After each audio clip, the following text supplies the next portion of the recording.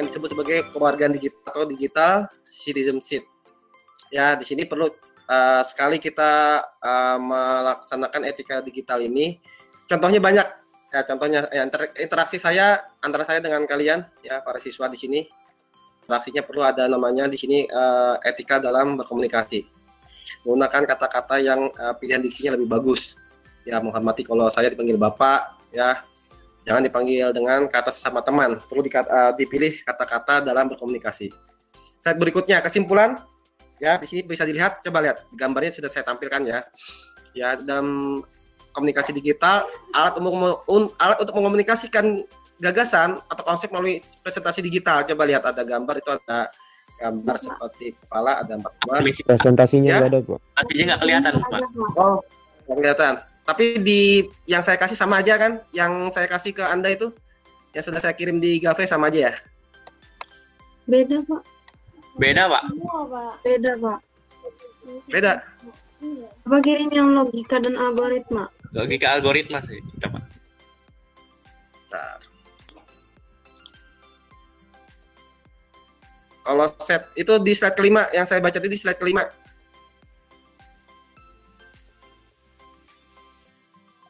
Slide kelima di sini bagian alir, Pak. Di sini kayak buku, Pak. Alir.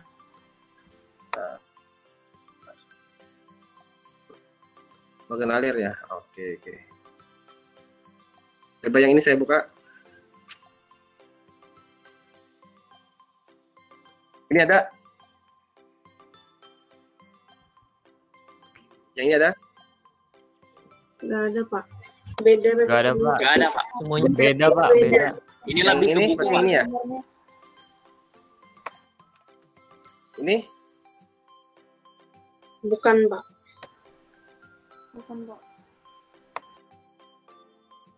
Ini? Ada Pak, cuman materinya sama, cuman punya cara. Iya, tadi yang awal benar, Pak. Oh ya. Ini kalau yang saya tampilkan di presentasi ini yang saya simpulkan aja ya. Jadi kalau yang tempat kalian yang utuh, kalau yang saya tampilkan ini hanya intisarinya aja. Sama aja isinya. Kalau ini yang saya tampilkan hanya intisarinya aja, namanya kan poin. Power kekuatan, poin itu hanya poin-poinnya aja. Oke, saya akan jelaskan lagi sedikit. Kesimpulan. Nah. Oke, kesimpulan tadi. Dalam fungsinya sebagai alat, maka pelajaran ini memberikan keterampilan penguasaan alat agar siswa mengetahui penggunaan ketika diperlukan. Contoh nih ada gambar. Nah, ini kalau contoh sampling gambarnya adalah ini ada guru kita Pak Sawiyo. Nah, ini untuk saya ambil sampling untuk mata pelajaran fiber optik. Pak Sawiyo mengajarkan tentang penyambungan dan pengukuran kabel fiber optik. Nah, ini contohnya. Nah, ini bisa apa alat digitalnya? Digitalnya namanya kan alatnya namanya AutoDR. Nah, ini alatnya kecil.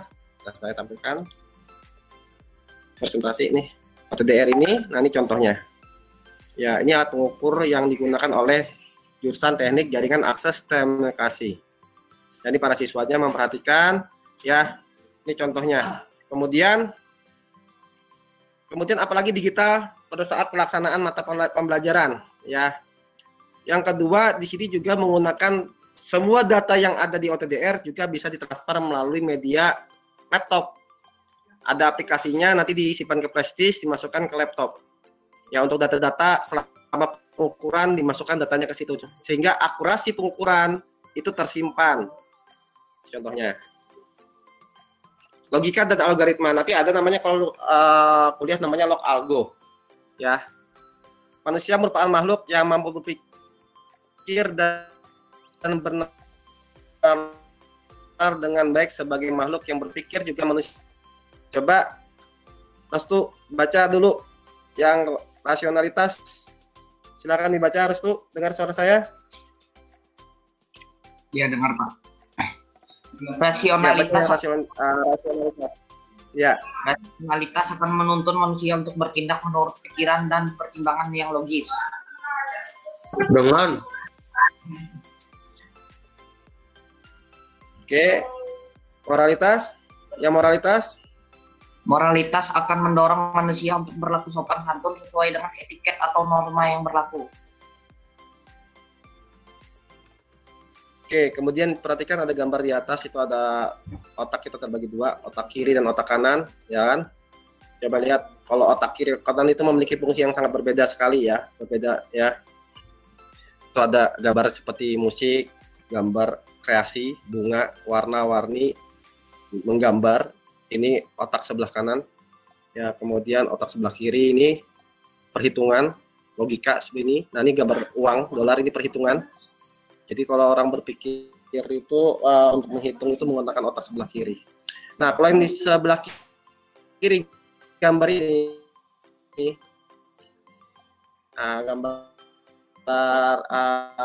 pemikirannya ada gambar seperti robot. Ini dibagi 3 ya, untuk machine learning, artificial intelligence. Ini ada nanti kecerdasan buatan. Nanti kita belajar di semester genap, semester 2 kita akan belajar tentang kecerdasan buatan. Nanti kita akan membahas ini di 4 jam pertemuan ya.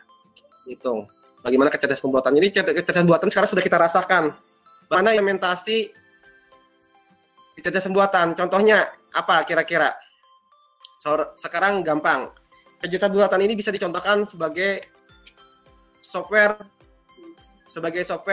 Contoh, kalau kamu menggunakan moda transportasi ojek online, ojol, ya kan? Maka itu salah satu kecerdasan buatannya menggunakan apa, aplikasi Gojek atau menggunakan Grab. Itu salah satunya kecerdasan buatannya. Ya, atau sekarang bisa dilihat sekarang di dunia kesehatan, kalian sudah ada namanya konsultasi dokter menggunakan aplikasi. Sudah ada. Ya, jadi kecerdasan buatan juga itu namanya. Nanti ada namanya kalau kuliah di semester 5 itu namanya mata kuliahnya namanya JST, jaringan saraf tiruan. Yang dikira jaringan saraf tiruan itu adalah kalian belajar mengenai saraf, tapi menggunakan kecerdasan buatan.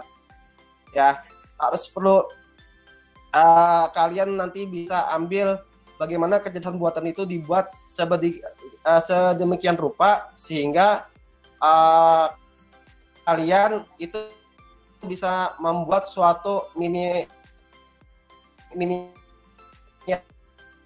atau sekarang. Nah, ambil contoh kecil, absen aja lah. Saya kalau bilang absen kamu itu juga sebenarnya kecerdasan buatan juga. Coba bayangin absen kamu ya. Kamu absen pagi ini langsung bisa dilihat orang tua. Ya kan? Nah, itu kecerdasan buatan yang berbentuk software.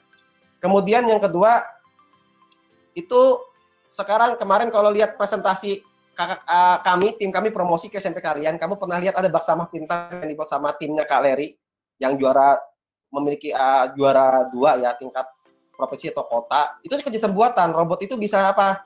Mendeteksi bagaimana tangan kita mau membuang sampah menyentuh dia terbuka tutupnya. Itu salah satu kecerdasan buatan. Arduino itu salah satu perangkat yang sekarang digandang-gandang nanti bisa menggantikan fungsi robot. Jadi fungsi robot itu miniaturnya bentuk Arduino. Oke. Nah, ini semua berawal dari namanya logika dan algoritma. Belajar nanti. Kalau yang anak TJA nanti ketemu namanya sistem alokasi, belajar sama Pak Taufik, Ahmad Taufik. Ada juga namanya pelajaran sistem digital, belajar juga. Bagaimana kita akan mempelajari ini nanti, ingetin ya, log algo ini akan implementasikan kalau TKJ nanti ada di semester 1 pelajaran dari Kak Leri ya, sama Kak Rijal.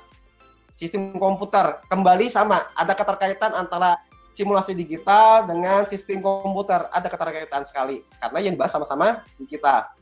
Kemudian kita akan mencoba nanti pelajaran 0 dan 1 ini di aplikasi Microsoft Excel. Saya akan tanya sebentar aja kalian, sambil nyatat ya, nih sambil nyatat sambil kalian dengarkan. Oke, sudah dikasih tahu wasit, katanya 5 menit lagi, betul. Ya, 3 menit lagi lah, nggak salah 5 menit, saya minta 3 menit lagi. Oke, saya akan tanya Microsoft Office, saya tanya, kalau Microsoft Office, Microsoft Word, itu aplikasi pengolah apa? Ada yang tahu? Kata, Microsoft Pak. Word, aplikasi pengolah Kata. Pengolah kata.